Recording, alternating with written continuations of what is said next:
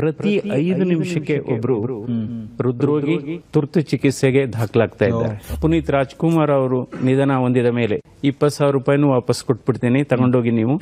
So ನಾವು ಉಚಿತವಾಗಿ ನಾವು ಚಿಕಿತ್ಸೆ ಮಾಡ್ತೇವೆ, ಮಾಡಿದ್ವಿ. ನಮ್ಮ ದೇಶದಲ್ಲಿ ದುಡಿದು ಸಾಯುವರಿಗಿಂತ ಚಿಂತೆ ಮಾಡಿ ಸಾಯುವರೇ ಜಾಸ್ತಿ ಇದೆ.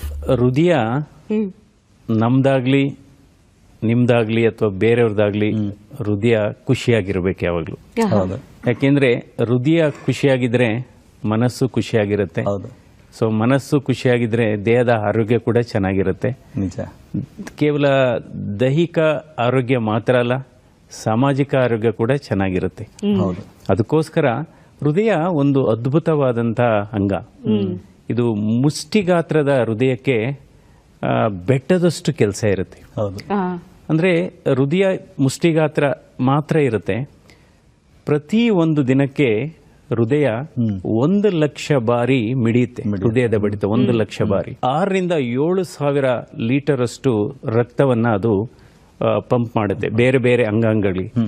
ಹೃದಯ ಒಂದು ಬ್ಯೂಟಿಫುಲ್ ಫಿಲಾಂಥ್ರಫಿಕ್ ಆರ್ಗನ್ ಆಲ್ಸೋ.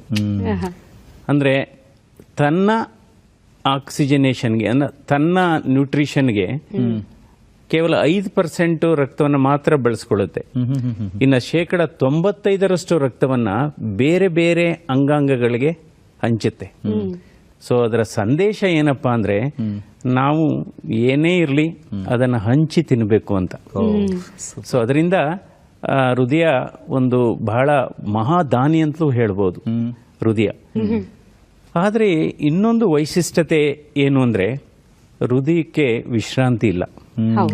ಹೃದಯಕ್ಕೆ ಏನಾದರೂ ವಿಶ್ರಾಂತಿ ಆದ್ರೆ ಅಲ್ಲಿಗೆ ಜೀವ ಮುಗೀತು ಅಂತ. ಅದರಿಂದ ಈ ನಮ್ಮ ಮನಸ್ಸಿನ ಭಾವನೆಗಳು ಏನೇ ಇರಲಿ ಅದು ನೇರವಾಗಿ ತಾಕೋದು ಹೃದಯಕ್ಕೆ. ಅದಕ್ಕೋಸ್ಕರ ನಾವು ಹೇಳ್ತೇವೆ, ಸಿಟ್ಟು ಮಾಡ್ಕೋಬಾರ್ದು, ಕೋಪ ಮಾಡ್ಕೋಬಾರ್ದು, ಉದ್ವೇಗಕ್ಕೆ ನಾವು ಒಳಗಾಗಬಾರ್ದು, ಅಥವಾ ಬೇರೆಯವ್ರ ಬಗ್ಗೆ ಕೆಟ್ಟದಾಗ ಮಾತಾಡಬಾರ್ದು, ಅಸೂಯೆ ಪಡಬಾರ್ದು. ಈಗ ನೋಡಿ, ನೀವು ಕೋಪ ಮಾಡಿಕೊಂಡ್ರೆ ನಿಮಗೆ ಗೊತ್ತಿಲ್ಲದೇನೆ ನಿಮ್ಮ ಹೃದಯದ ಬಡಿತ ಜಾಸ್ತಿ ಆಗುತ್ತೆ. ಗೊತ್ತಿಲ್ಲದೇನೆ ಹೃದಯದ ಆಕ್ಟಿವಿಟೀಸ್ ಜಾಸ್ತಿ ಆಗುತ್ತೆ. ಆಮೇಲೆ ಬ್ಲಡ್ ಪ್ರೆಷರ್ ಜಾಸ್ತಿ ಆಗುತ್ತೆ. ನೋಡಿ, ಹಲವಾರು ಬಾರಿ ತಾವು ಪರೀಕ್ಷೆ ಮಾಡ್ಕೋಬಹುದು. ನಿಮ್ಮ ಬ್ಲಡ್ ಪ್ರೆಷರು ನೀವು ಶಾಂತಿಯುತಿಯಾಗಿದ್ದಂತ ಸಂದರ್ಭದಲ್ಲಿ 120/80 ಇರುತ್ತೆ. ನೀವು 3 ನಿಮಿಷ 4 ನಿಮಿಷ ಕೂಗಾಡಿ ಕಿರ್ಚಾಡಿ ಅಥವಾ ಏನಾದ್ರೂ ತುಂಬಾ ಬೇರೆಯವ್ರ ಜೊತೆ ವಾದ ವಿವಾದ ಕೇಳಿದ್ರೆ ಇಮ್ಮಿಡಿಯೇಟ್ ಆಗಿ ಬ್ಲಡ್ ಪ್ರೆಷರ್ 160, 100 ಆಗುತ್ತೆ. ಅಥವಾ ನಾನು ನೋಡಿ